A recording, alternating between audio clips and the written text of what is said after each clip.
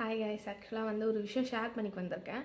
இது வந்து மேபி நிறைய பேர் பண்ணிகிட்ருப்பீங்க. அது கொஞ்சம் யோசித்து பண்ணுங்கன்னு சொல்ல தான், பண்ணாதீங்கன்னு இல்லை, யோசித்து பண்ணுங்கன்னு சொல்லிட்டுருக்கேன். என்னென்னா வந்து நிறைய பேருக்கு பிசிஓடி பிசிஓஎஸ் ப்ராப்ளம் இருக்கும். அவங்களுக்காக நான் இதை சொல்லிக்கிறேன். என்னென்னா வந்து எனக்கு அந்த ப்ராப்ளம் இருந்துச்சுன்னு சொல்லிட்டு சொன்னாங்க. எப்போனா ஆகஸ்ட் மந்த் சொன்னாங்க.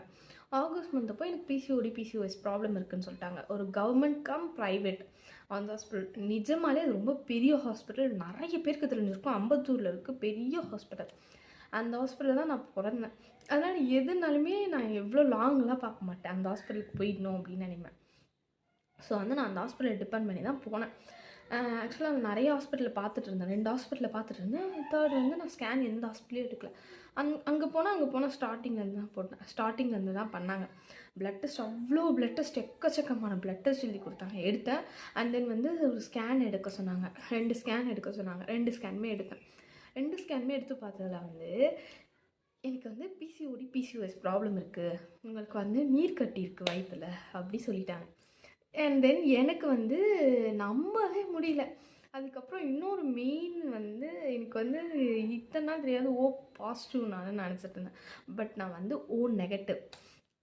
அது எனக்கு அன்றைக்கி தான் தெரியும். அதுக்கப்புறம் வந்து அது கரெக்ட் தான். பிசிஓடி ப்ராப்ளம் பிசிஓஎஸ் ப்ராப்ளம் இருக்கணும்னு பயங்கர ஸ்ட்ரெஸ் ஆயிடுச்சு. நம்மளுக்கு இது எப்படா வரும்? அது வந்து நிறைய பேருக்கு நார்மலாக வரும், நிறைய பேருக்கு நியூலி மேரிட் ஆனவங்களுக்கு வரும் அப்படிலாம் நிறைய பேர் சொன்னாங்க. நானும் வந்து யூடியூப்பில் போட்டு பார்க்குறது அந்த மாதிரி தான் இருந்துச்சு.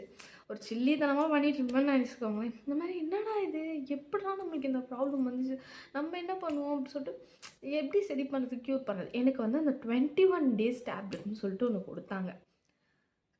அது வந்து நான் என்ன பண்ணேன்னா, நான் நார்மலாகவே எனக்கு ஃபீவர்னா கூட நான் எடுத்துக்க மாட்டேன் டேப்லெட்ஸை. அதுபோல் நான் அந்த டேப்லெட்ஸ் எடுக்கலை. ஏன் எடுக்கலை அப்படின்னா, உங்களுக்கு அவ்வளோ பெரிய பிரச்சனை இருக்குதுன்னு தெரிஞ்சு எதுக்காக அந்த டேப்லெட்டை எடுக்கலைன்னா, எனக்கு எடுக்க தோணலை. ஏன்னா வந்து நான் அந்த ப்ராப்ளம் எனக்கு இருக்குன்றதே வந்து நான் டிபெண்ட் பண்ணல. அது இல்லாமல் நான் நிறைய ஹாஸ்பிட்டல் மெடிசன் இல்லாமல் க்யூர் பண்ணணும் இது அப்படி சொல்லிட்டு நிறைய பார்த்துட்டு இருந்தேன். பட் அதுக்கு நான் வந்து ஹோம்லேயே வீட்லேயே இதை நல்லா பண்ணணும் அப்படின்னு சொல்லிட்டு இன்றைக்கி இன்னொரு ஹாஸ்பிட்டலில் போயிட்டு நான் கேட்டேன், எனக்கு வந்து டேப்லெட்ஸ் எடுக்கக்கூடாது, பட் வந்து எனக்கு க்யூர் ஆகும் இது எப்படி அப்படின்னு. ஏன்னா அந்த டேப்லெட் எடுத்தால் வந்து ஒரு 3 yearsக்கு வந்து நம்மளுக்கு பிளானிங்கே கிடையாது, பேபி பிளானிங் கிடையாது. ஸோ வந்து நான் வந்து வீட்லேயே இது சரி பண்ணணும் அப்படின்னு சொல்லிட்டு கேட்டேன். அதெல்லாம் வந்து உங்களுக்கு கம்மியாக தான் இருக்குது, பட் நீங்கள் வந்து டேப்லெட்டை எடுத்துக்கோங்க அப்படி சொல்லிட்டு அந்த ஹாஸ்பிட்டலையும் வந்து ரெக்கமெண்ட் பண்ணாங்க. பட் நான் அது வந்து மைண்டில் குழப்பிட்டே இருந்தேன். 1 month போட்டோம், நெக்ஸ்ட் மந்த் நம்ம கேர் பண்ணிக்கலாம் நம்ம இதுன்னு சொல்ல நான் அப்போவும் நான் வந்து டேப்லெட் எடுக்கல.